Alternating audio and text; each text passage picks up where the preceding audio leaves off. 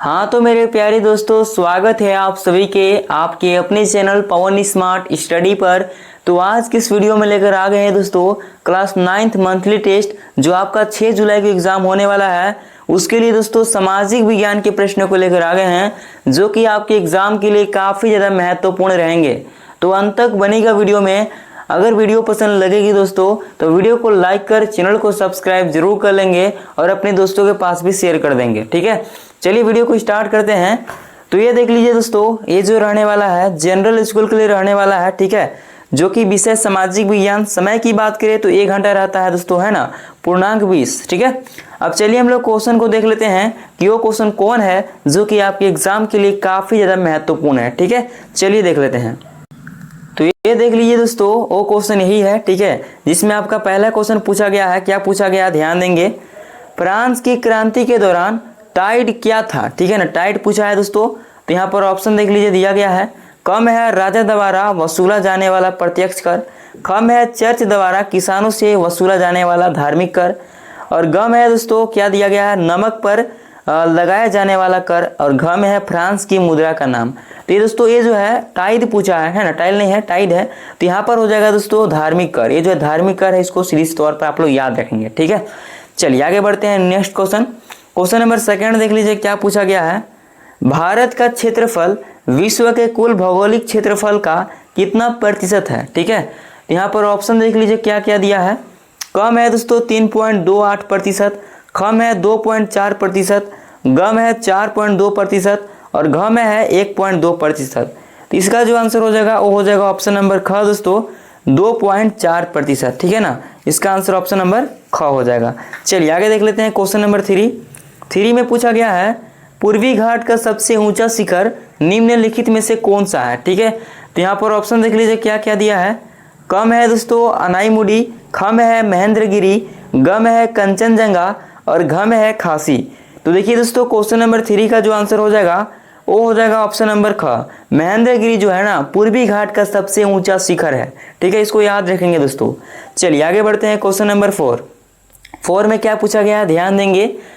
किस देश में संस्थागत का जो है ना, किस देश में संस्थागत क्रांति पार्टी नामक दल लगभग 70 वर्षों तक हर चुनाव में छल कपट से जीतता रहा है। ठीक है, तो यहाँ पर ऑप्शन देख लीजिए क्या क्या दिया है। कम है दोस्तों चीन, खम है मैक्सिको और गम है जिम्बाब्वे और घम है सऊदी अरब। तो देखिए इसका जो आंसर हो जाएगा वो हो जाएगा ऑप्शन नंबर ख दोस्तों, मैक्सिको। मैक्सिको इसका राइट आंसर हो जाएगा।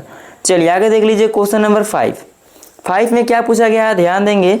पालमपुर गांव की अस्थाई पूंजी का एक सही उदाहरण कौन सा है। ठीक है ना, अस्थाई पूंजी का जो है एक सही उदाहरण पूछ रहा है। तो देख लीजिए ऑप्शन क्या क्या दिया है।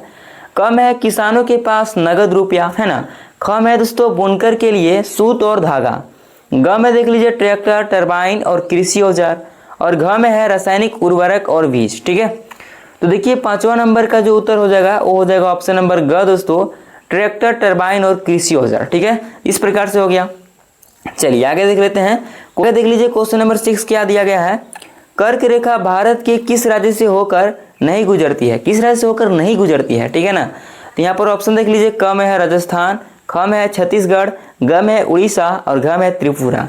तो इसका जो आंसर हो जाएगा ऑप्शन नंबर ग हो जाएगा, उड़ीसा इसका राइट आंसर हो जाएगा। इस प्रकार से हम लोग 6 ऑब्जेक्टिव क्वेश्चन को देख लिए दोस्तों, है ना। और हाँ, अभी तक आप वीडियो को लाइक नहीं किए हैं तो लाइक जरूर कर लेंगे, और चैनल पर पहली बार आए होंगे चैनल को सब्सक्राइब कर लेंगे। चलिए अब हम लोग सब्जेक्टिव क्वेश्चन को भी देख लेते हैं जो कि आपके एग्जाम के लिए काफ़ी ज़्यादा महत्वपूर्ण है। तो ये रहा दोस्तों सब्जेक्टिव क्वेश्चन यानी सेक्शन बी, लघु उत्तरीय प्रश्न। ध्यान देंगे क्या क्वेश्चन कह रहा है। क्वेश्चन नंबर 7 है दोस्तों, है ना। फ्रांस की क्रांति में बास्तीन के किले के पतन का क्या ऐतिहासिक महत्व था। इसका उत्तर देख लीजिए क्या होगा यहाँ पर। बास्तीन का किला राजा की निरंकुश शक्तियों का प्रतीक था जिससे लोग अत्यधिक घृणा करते थे। 14 जुलाई 1789 को क्रांतिकारी जनता ने इसे ढा दिया, जो राजा की तानाशाही के अंत की शुरुआत और आम जनता की पहली बड़ी जीत थी। ठीक है ना, तो ये हो गया दोस्तों आप लोगों का क्वेश्चन। आगे देख लीजिए क्वेश्चन नंबर 8 में क्या पूछा गया है, ध्यान देंगे। भारतीय मानक समय यानी IST की आवश्यक क्यों पड़ी, स्पष्ट कीजिए। ठीक है, अब ध्यान देंगे यहाँ पर। भारत के सबसे पूर्वी छोर यानी अरुणाचल प्रदेश और पश्चिमी छोर यानी गुजरात के स्थानीय समय में लगभग 2 घंटे का अंतर है। पूरे देश में घड़ियों का समय एक समान रखने और प्रशासनिक व रेलवे संचालन की अव्यवस्था से जो है ना बचने के लिए 82 डिग्री 30 मिनट पूर्व देशांतर को मानक यामोत्तर माना गया है। ठीक है, तो इस प्रकार से क्वेश्चन नंबर 8 का उत्तर हुआ। अब चलिए आगे बढ़ते हैं क्वेश्चन नंबर 9 में देख लीजिए क्या पूछा गया है। ठीक है, ध्यान देंगे दोस्तों, चीन को हम एक पूर्ण लोकतांत्रिक देश क्यों नहीं मान सकते, एक मुख्य कारण दीजिए, है ना, मुख्य कारण देना है। तो उत्तर देख लीजिए क्या लिखेंगे दोस्तों, चीन में चुनाव तो होते हैं परंतु वहां केवल चीनी कम्युनिस्ट पार्टी या उससे संबंध छोटे दलों के उम्मीदवारों को ही चुनाव लड़ने की अनुमति मिलती है। जनता के पास कोई वास्तविक या स्वतंत्र विकल्प नहीं होता, इसलिए इसे लोकतंत्र नहीं कहा जा सकता, है ना। ये हो गया दोस्तों। अब आगे बढ़ते हैं क्वेश्चन नंबर 10 और 10वां नंबर क्वेश्चन देख लीजिए क्या पूछा गया है। ध्यान देंगे, क्या है कि पालमपुर में हरित क्रांति के कारण किसानों को किन 2 नई चुनौतियों का सामना करना पड़ा। इसका उत्तर देख लीजिए क्या होगा, हरित क्रांति के कारण किसानों को निम्नलिखित चुनौतियों का सामना करना पड़ा। देख लीजिए क्या क्या होगा। पहला यहाँ पर पॉइंट दिया गया है, रासायनिक उर्वरकों के अत्यधिक उपयोग से भूमि की उर्वरता कम हो गई। और दूसरा है दोस्तों, नलकूपों द्वारा अत्यधिक सिंचाई के कारण भूमिगत जल स्तर तेजी से नीचे गिर गया। ठीक है, इस प्रकार से हो गया। अब चलिए हो गया दोस्तों हमारा सेक्शन बी कंप्लीट। अब चलिए सेक्शन सी देख लेते हैं, यानी दीर्घ उत्तरीय प्रश्न है जो कि क्वेश्चन नंबर 11 क्या कर रहा है, ध्यान देंगे, है ना। भारत के पश्चिमी तटीय मैदान और पूर्वी तटीय मैदान में मुख्य अंतर स्पष्ट कीजिए। इसमें भी सारणी बनाया गया है, ध्यान देंगे। यहाँ पर देखिए एक तरफ आधार लक्षण लिखा गया है, इधर है दोस्तों पश्चिमी तटीय मैदान और निचवा है दोस्तों पूर्वी तटीय मैदान। ठीक है ना, जिसको आप लोग बगल में ही लिखेंगे।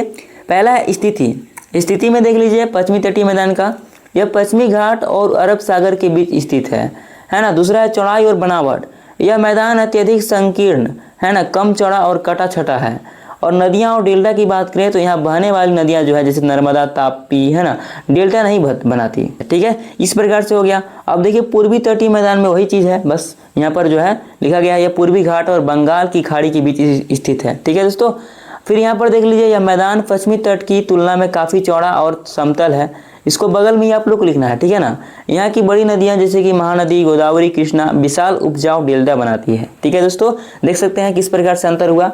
तो ये हो गया क्वेश्चन नंबर 11। आगे देख लीजिए क्वेश्चन नंबर 12 क्या कर रहा है, ध्यान देंगे। ठीक है, पालमपुर गांव में भूमिहीन मजदूरों के सामने रोजगार और मजदूरी को लेकर क्या समस्या है, विस्तार से समझाइए। ठीक है, चलिए इसका उत्तर देख लीजिए क्या होगा।